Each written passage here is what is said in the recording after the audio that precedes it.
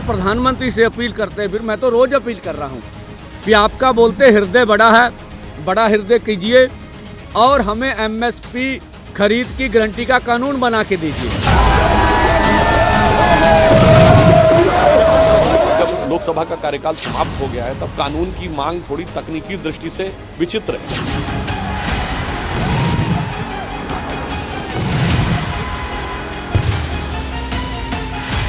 Pro left बोला जा रहा है, प्रो कांग्रेस बोला जा रहा है और प्रो पंजाब सरकार बोला जा रहा है। अभी ये उत्साहित कर रहे हैं, ऐसी कोई बात नहीं। नमस्कार, आप देख रहे हैं एबीपी लाइव। मैं हूं आपके साथ वंशिका सिंह। बात कर लेते हैं किसान आंदोलन को लेकर, जिसमें 2020 और 2024 में किसानों की मांगों में अंतर देखा गया है, लेकिन 2020 की कुछ मांगे अभी तक पूरी नहीं हुई हैं। तो क्या वाकई आंदोलन को मजबूर हुए किसानों की मांगे ऐसी हैं जिन्हें मानना सरकार के लिए संभव नहीं, या फिर कहानी कुछ और है? पहले समझिए 2020 में हुए किसान आंदोलन और अब हो रहे किसान आंदोलन की मांगों के बीच फर्क क्या है।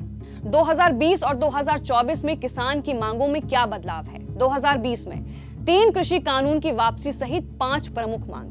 2024 में एमएसपी गारंटी कानून समेत 22 मांग। मतलब ये कि किसान आंदोलन पार्ट 1 के वक्त 5 प्रमुख मांगी थी, अब वही प्रमुख मांगों की संख्या बढ़कर 22 हो चुकी है। 2020 में आंदोलन के वक्त किसान 3 नए कृषि कानून वापस लेने की मांग कर रहे थे, जिन्हें सरकार ने वापस ले लिया, लेकिन बाकी मांगे, जिसमें बिजली बिल ड्राफ्ट वापस लेना, एमएसपी गारंटी कानून, प्रदूषण के लिए किसानों को सजा से राहत जैसी मांगे अब तक पेंडिंग है। अब आंदोलन के नए संस्करण में इन्हीं पेंडिंग मांगों को मिलाकर किसानों ने नया मांग पत्र तैयार किया है, जिससे सरकार की परेशानी बढ़ी हुई है। अब देखिए किसानों के मांग पत्र में क्या क्या शामिल है, उसके बारे में बात करते हैं। पहला, सभी फसलों के लिए एमएसपी गारंटी कानून, स्वामीनाथन आयोग की सिफारिशों को लागू की जाए। तीसरा, किसान और कृषि मजदूरों का कर्ज माफ होना। चौथा, मंत्री अजय मिश्रा को पद से हटाया जाए। पांचवा, आंदोलन के वक्त किसानों पर दर्ज केस वापस हो जाएं। छठा, जान गंवाने वाले किसानों के परिजनों को सरकारी नौकरी मिल जाए। छठा, बिजली बिल ड्राफ्ट वापस लिया जाए। सातवां, खेती को प्रदूषण एक्ट में राहत मिल जाए। आठवां, भारत को WTO से बाहर निकाला जाए। नौवां, कृषि संबंधित वस्तुओं के आयात पर शुल्क बढ़ाया जाए। 10वां, सभी फसलों की एमएसपी के लिए गारंटी कानून बने।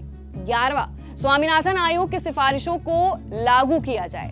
12वां, किसान और कृषि मजदूरों का कर्ज माफ हो जाए। 13वां, मंत्री अजय मिश्रा को पद से हटाया जाए। 14वां, आंदोलन के वक्त किसानों पर दर्ज केस वापस हो जाएं। 15वां, आंदोलन में जान गंवाने वाले किसानों के परिजनों को सरकारी नौकरी। 16वां, बिजली बिल ड्राफ्ट वापस लिया जाए।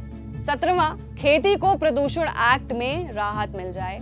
आखिरी, कृषि संबंधित वस्तुओं के आयात पर शुल्क बढ़ाया जाए। इनमें से आखिरी 2 मांगे बीजेपी सरकार की टेंशन बढ़ाने वाली हैं, क्योंकि WTO से देश को बाहर निकालना हो या फिर दूसरे देशों के साथ फ्री ट्रेड अग्रीमेंट खत्म करना हो, दोनों ही मोर्चों पर देश की विदेश नीति प्रभावित होगी। ऐसे में सरकार थोड़ा वक्त चाहती है।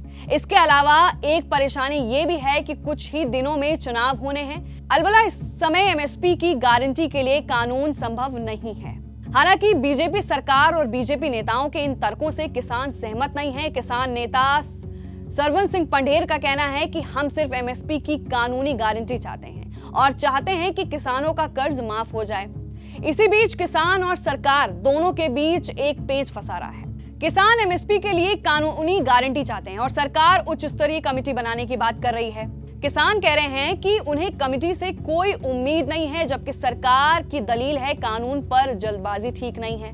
किसान की मांग है कि एमएसपी पर ठोस ऐलान होना चाहिए, जबकि सरकार फौरन फैसला लेने से बच रही है। दरअसल एमएसपी पर कानूनी गारंटी की राह इतनी भी आसान नहीं है। सरकार कानूनी गारंटी देने के लिए बड़ा खर्च करना होगा।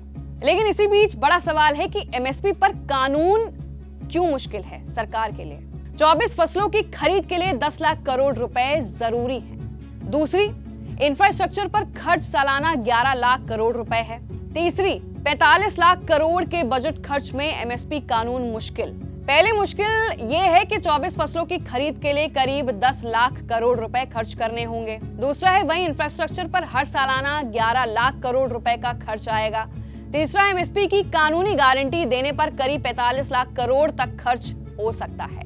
शायद यही वजह है कि सरकार बीच का रास्ता निकालने में जुटी है। ये बात और है कि जैसे जैसे वक्त बीत रहा है, सीमा पर तनाव बढ़ रहा है, वहीं सियासत भी रफ्तार पकड़ रही है। फिलहाल के लिए इतना ही। देखते रहिए एबीपी लाइव।